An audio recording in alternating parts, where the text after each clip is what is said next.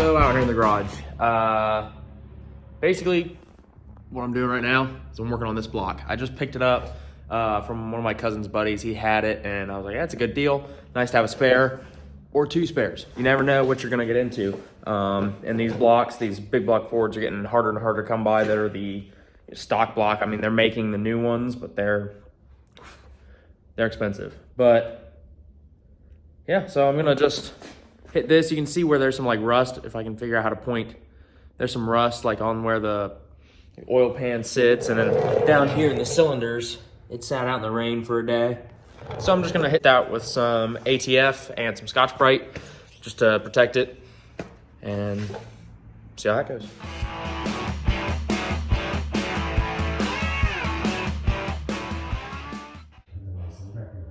I feel like one of those like vape shows of, you know, doing the O's and stuff.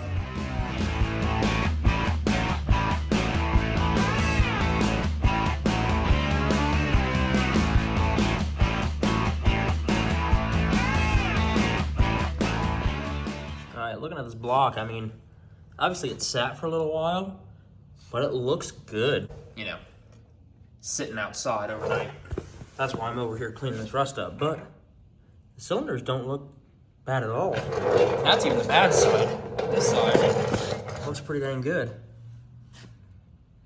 I mean, I ain't complaining. So, I mean, you can see there's like a little bit of a ring lip on there, but I got a set of 30 over pistons sitting over here that'll go into this block or that block. So really, I just gotta make a decision on what I want to do with either one, and I still have the one in the truck. So, I don't know. We'll figure it out. Yeah. I have a tripod at the moment, so that was scary. What we're gonna do now, I got the truck just now. Just did it off camera because it was kind of embarrassing to see, but I got the truck put up on dollies. I'm going to position the truck differently because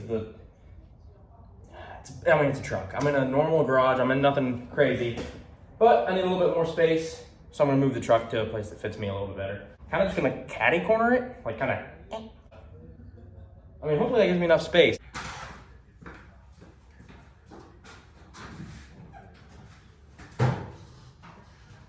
Good Lord.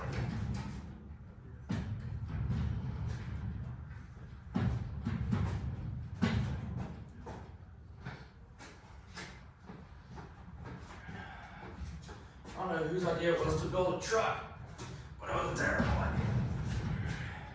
No good way to put this thing in here. I think that works. Here, bring it along with me. So I mean, it's obviously catty cornered as can be in here. Coming around here, and it's got plenty of space over on this side, which is cool. I mean, obviously if I'm working on a leaf spring, I'm gonna be down in here. Up right in there, the tire's gonna come off. I got plenty of space right here to work. Mop bucket can move, the welder is gonna be being used. Back here, I mean, it's a little tight. I mean, whew. Over here a little tight, but shouldn't really need to be over here much. I don't know, and it's on dollies. I can always move it. I mean, it's gonna be on jacks when I have to do this because I have to take the wheels off, but right now I can move it wherever I want, and I think it's gonna work right where it's at. Okay, we're switching gears a little bit this time. What I'm doing now is a lean-out valve. I'm sure some of you guys have heard of it. They're pretty popular on like methanol alcohol cars because they use so much fuel, it actually cools the motor. I'm on E85, it might be overkill, but it will help the truck warm up. And in a colder area where I am half of the year, it's kind of nice to have when I want to do my weekly, just run the truck or whatever. So for those of you that don't know, it will take an air-fuel ratio from, in my case, 12.5 to 13, up to about 15.5. So obviously you don't want to make a pass like that or go down the track or drive it really like that at all. That would be bad. That would be very bad. Some of the other issues that I've had pooling of E85 in one of my cylinders, but the truck was jacked up in the front. I think I had an issue with my spark plug wire. Like, a lot of stuff happened, but I have noticed that when I lean the truck out, it prevents pooling of fuel. So that's just another benefit. Before you shut the truck off, open this up, let it kind of lean out, shut it down, just a couple seconds. This is actually my second time filming this. I cut this one too short from where I wanted to put the valve in the cab. It's too short. So I went and got more, and I got beefier hose. It doesn't pull enough vacuum to really worry about collapsing a line, but it's, you know, better safe than sorry, and for a couple extra bucks, not a bad idea to have. So yeah, see if we can figure this out and get this done. Okay, so I have two trains of thought. Thought one is right there. Ooh, there you can see it. Kind of out of the way, kind of hidden. I need to turn the valve so it's actually aimed up so I can have it shut off. Lean it out like that. And I could run it through the floor with my shifter cable, in theory. My other thought is run it up over here, under the steering column, couple zip ties, completely out of the way. I don't know. I don't know which one's going to be easiest to route the line. I really don't know which one I like more. But you know what? Line's cheap. I can always move it if I want. So right now I'm just going to go with the easiest. And if I don't like it, I can change it later. That's my game. Well,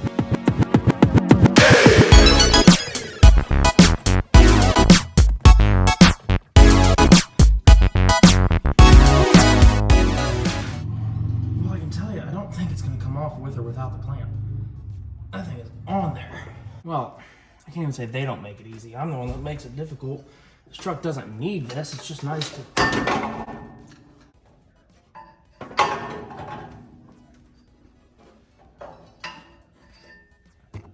Okay, that's on there. I could not have made that more difficult on myself. A little bit of backstory. I bought this truck when I was 13, just about to turn 14. And it was some brown and cream color. And, I mean, it had a 300 inline six, which I still have, because it was the first motor I ever rebuilt. I was 14 years old, pretty much watched YouTube, and it's been through so many phases. One of my best friends, Ethan, you guys will meet him eventually. The first time he ever came over to my house, this truck was lifted 4 inches front and rear, and it's 2-wheel drive. I was a young kid. That's what the thing was. People liked lifted trucks. I did too. I mean, I still do. I like lifted trucks, but not like this. And Ethan comes over, and he's like, what in the world is going on? Rightfully so. Well, we were putting it was a truck bed from LMC that I got. We were putting it on there, and, you know, him and I have had a friendship ever since. So we're going on almost 10 years of being, like, best friends. Either way, so many different phases of this truck. And Ethan came to me one day, and he's like, hey, we got a motorhome. It's like, okay, cool. I know. I've been to your house. He's like, no, the motorhome has a good motor in it, a good big block. I say we lower your truck down and you can race it. And I was like, well, shoot, that sounds pretty cool. This truck was at the paint shop, my buddies. Went over there, took the lift off in his driveway, sold the lift kit, put it on lowering springs, and it's been this stance ever since. It's gone through some minor changes, but that's besides the point. Here it sits now, black. It's got a little bit of flames on the side. You know, I thought that was cool. I still think it's cool. It's different. It sets it out from every other black truck like this. But yeah, now it's, you know, it's an 11-second street truck. I know that's nothing crazy, but it's fun to drive, and it can hang with just about every Camaro or Mustang or Challenger, Charger on the street. It's fun. But yeah, just a little backstory.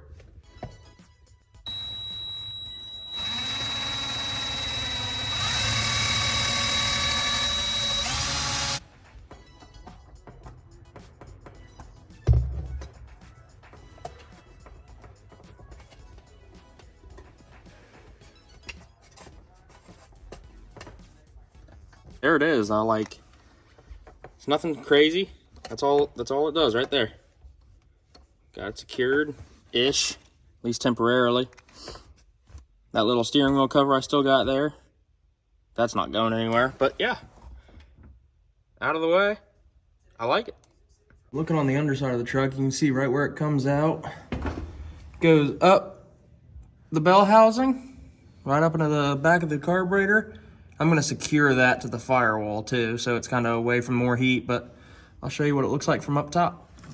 Yeah, so up top, that bolt right there to the left of the hose is where I'm gonna put a little like wire loom connector, I guess you could call it, whatever. I'm gonna put that in there, hold that line over, back to the firewall, keep it away from my throttle pedal, all that. But yeah, I'm liking how it's turning out. All right, I think that's gonna just about wrap up this video. I did a couple different things in this video. You know, we did the lean out valve and I cleaned up that block. It's a shorter video. I'm still trying to find my groove with this whole YouTube thing between filming and editing. And I mean, I'm a one-man operation. You know, I have friends come over every once in a while, but you know, for the most part, it's me filming and friends helping with the actual task at hand. I thank you guys for watching. I know they're probably not the easiest videos to watch yet. I'm hoping that they get better slowly over time. Let me know if there's anything that you guys want to see. I actually looked at my YouTube analytics the other day, and there are a whopping 7 returning viewers. So I know it's not a big number, but I do think it's pretty cool that I got 7 people that are returning and watching my videos. So I thank you guys for returning, and all the guys that are seeing this for the first time. Highly appreciate y'all. And yeah, I think that's gonna do it.